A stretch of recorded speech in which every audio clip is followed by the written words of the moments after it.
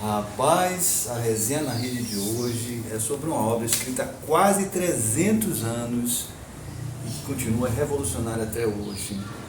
Discurso sobre a origem e os fundamentos da desigualdade entre os homens, mais conhecido como Discurso sobre a Desigualdade, de Jean-Jacques Rousseau, está presente no segundo volume da obra dedicada a Rousseau na coleção Os Pensadores. E há muito tempo eu já queria ler Rousseau, principalmente ao saber que o jovem Renato Manfredini Júnior homenageou Rousseau, escolheu seu nome artístico de Renato Russo. E quando eu comecei a ler Rousseau no volume 1 da série Os Pensadores, fiquei encantado com o estilo incomparável. Ele é muito elegante, muito sagaz na forma de escrever.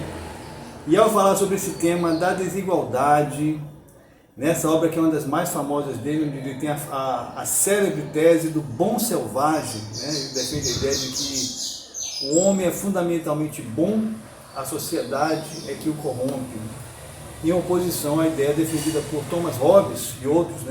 Thomas Hobbes com a frase do "o homem é o lobo do homem", o homem é movido por paixões da vaidade e pelo medo da morte violenta. E essas duas forças é que conduzem uma sociedade da luta de todos contra todos. Lá ele. Já Rousseau defende que o homem nasce bom, que o convívio com outros homens é que o corrompe. E você, o que você acha dessa polêmica filosófica que já dura séculos? Dando meu pitaco, eu acredito que, como nós vivemos em um mundo da dualidade, cada um de nós carrega em si tanto o bem quanto o mal.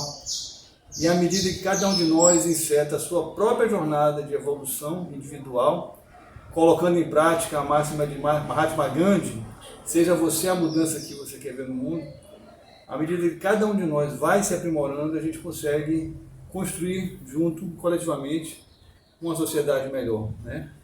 Dou um exemplo assim, só entre tantos outros possíveis, o tema da escravidão. Hoje nós vivemos em uma sociedade, um mundo, onde existe escravidão de formas veladas, de formas disfarçadas, existem escravidões terríveis, mas de modo geral, quase todos os países a escravidão é completamente rejeitada, como uma ideia abominável. Isso porque as pessoas individualmente foram desenvolvendo essa consciência de que não é legal, não é uma coisa legal. Há alguns anos atrás era uma ideia normal na sociedade. Então isso mostra como uma mudança individual na consciência das pessoas foi trazendo uma mudança coletiva. Mas aí voltando a esse livro fantástico, que para responder primeiro ele traça uma diferença entre a desigualdade que ele chama de natural, que é a desigualdade de físico, de força física, de intelecto, de virtudes, e tem uma outra desigualdade que ele chama de moral ou política, que seria a desigualdade construída, que é construída a partir do estabelecimento da sociedade. Então, para investigar como essa desigualdade se instalou, ele faz um exercício, uma viagem da imaginação fantástica, procurando imaginar a humanidade em seus primórdios, daí vem o tal do bom selvagem, e é muito interessante porque o livro escrito em 1754, ele tinha que ter em mente, e tinha que ter cautela e não contrariar nenhum dos preceitos, da Igreja Católica, que estava estabelecido no livro do Gênesis, como a origem da humanidade. Então ele concebe, porque, por exemplo, entre outras coisas, na criação, no livro do Gênesis, Adão e Eva surgiram já adultos, eles não surgiram crianças, só para dar uma ideia, E ele parte nesse exercício da imaginação, sem contrariar em momento nenhum o escrito da Bíblia, mas se a gente concebesse uma humanidade pré-civilização, como ela seria? E nesse esforço ele antecipa, de uma forma muito interessante, a antropologia. Embora as ideias dele são baseadas puramente na força da imaginação, ele comete muitos disparates, mas também tem umas ideias muito interessantes, muito ricas. E assim, por exemplo, uma ideia que me fascinou, que eu nunca tinha pensado com essa...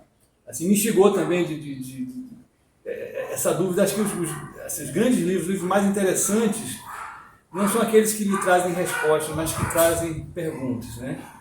E uma das perguntas sensacionais desse livro é: como surgiu a linguagem? Como surgiu a palavra?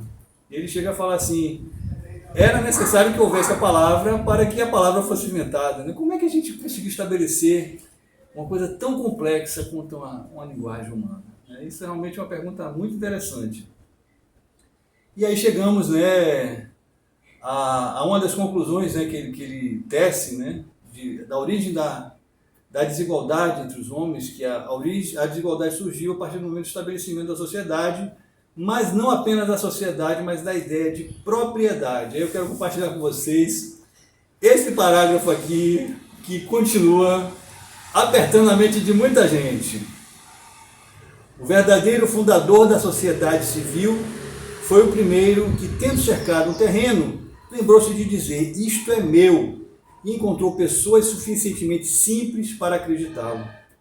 Quantos crimes, guerras, assassínios, misérias e horrores não pouparia o gênero humano, aquele que, arrancando as estacas ou enchendo o fosso, tivesse gritado a seus semelhantes: defendei-vos de ouvir este impostor, estarei perdido se esquecerdes que os frutos são de todos e que a terra não pertence a ninguém. Sensacional, não é à toa que ele foi um dos grandes inspiradores da Revolução Francesa. Liberdade, igualdade e fraternidade. Viva Rousseau!